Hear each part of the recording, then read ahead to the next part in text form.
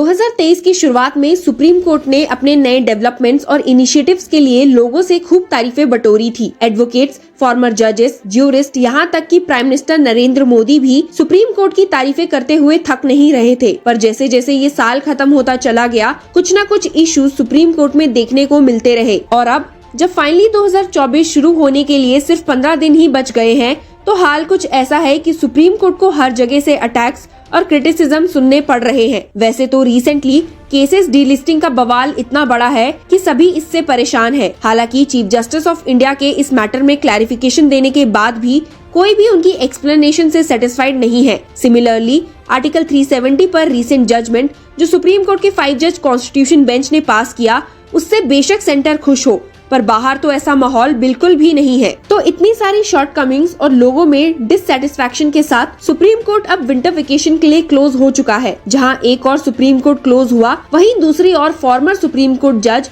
Justice RF Nariman ने 2023 की recent happenings पर कुछ हार्ड हिटिंग फैक्ट्स बताए हैं। एशियाटिक सोसाइटी इन मुंबई में Shrimati Bansari Seth endowment lecture on constitution check and balances के दौरान अपने व्यूज एक्सप्रेस करते हुए फॉर्मर जज को 2023 में हुई हैपनिंग्स के बारे में कहते हुए सुना और देखा कि वो इनसे कितने डिस्टर्ब्ड हैं। उन्होंने अपने एड्रेस में इन हैपनिंग्स को ब्रॉडली 4 पार्ट्स में डिवाइड किया है और इंडिविजुअली उनके बारे में बताया है। साथ ही उन्होंने सुप्रीम कोर्ट को इन मैटर्स पर क्वेश्चन भी किया है। He started saying, "What has happened in the recent past in this country is most disturbing, and I may share with you 4 things that have happened this year itself." अपने 4 main concern areas that is BBC documentary ban and tax rates, EC bill, Kerala government inaction और article 370 की abrogation को refer करते हुए नरीमन ने शुरू किया और कहा कि पहला disturbing fact ban on BBC documentary and tax rate से जुड़ा है। आपको याद होगा कि प्राइम मिनिस्टर नरेंद्र मोदी पर एक BBC डॉक्यूमेंट्री बनाई गई थी,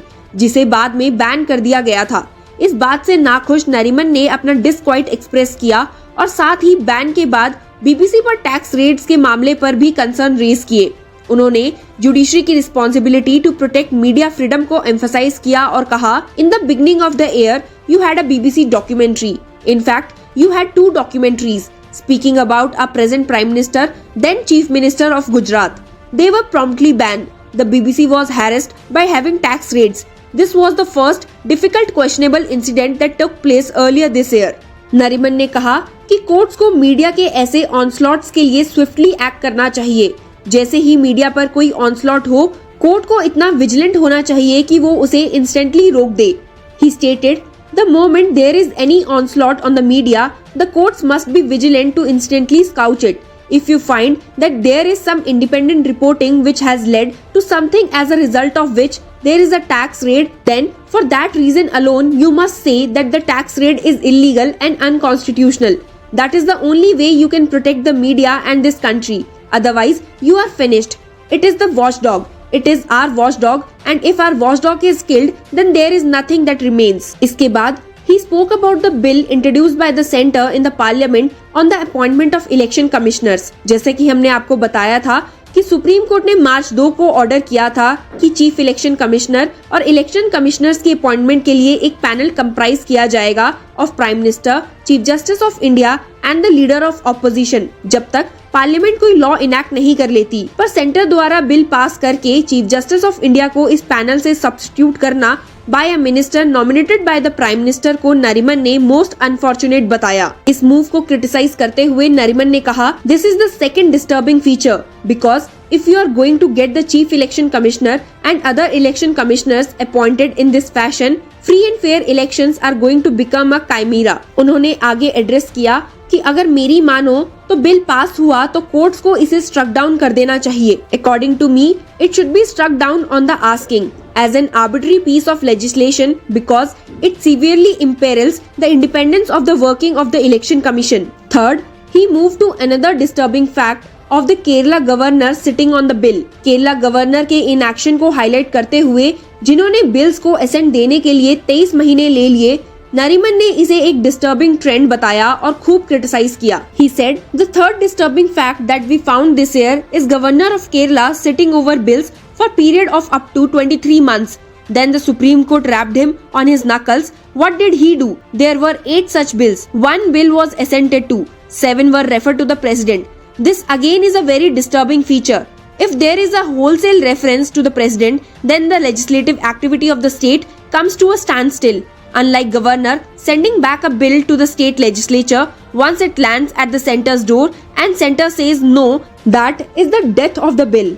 नरिमन ने एक्सप्रेस किया कि वो उस दिन का वेट कर रहे हैं जब सुप्रीम कोर्ट ले डाउन करेगा कि इंडिपेंडेंट माइंडेड पर्संस को गवर्नर अपॉइंट किया जाना चाहिए, not the kind of people that we find today like in Kerala where wholesale after you slept over the bills you just give them back to the president. इस साल के सबसे बड़े judgement article 370 पर farmer जज का कहना था कि सुप्रीम कोर्ट ने स्टेट को यूटी में कन्वर्ट करने पर कुछ ना डिसाइड करके यूनियन गवर्नमेंट को अलाउ कर दिया है कि वो आर्टिकल 356 को बाईपास कर सके। आपको बता दूं कि आर्टिकल 356 कहता है कि एक स्टेट में प्रेसिडेंट रूल सिर्फ 1 साल के लिए पॉसिबल है। जस्टिस नरिमन ने आर्टिकल 370 एब्रोगेशन पर अपने कंसर्न्स एक्सप्रेस करते हुए जम्मू एंड कश्मीर को यूनियन टेरिटरी में कन्वर्ट करने पर क्वेश्चंस रेज किए। He asked, so how do you bypass it? You bypass it by this ingenious method of making the state union territories where you have no direct central control and no problem as to time. Article 356 deals with constitutional breakdown when center takes over. In no circumstances can it go beyond 1 year unless there is a national emergency or the election commission should say elections are not possible.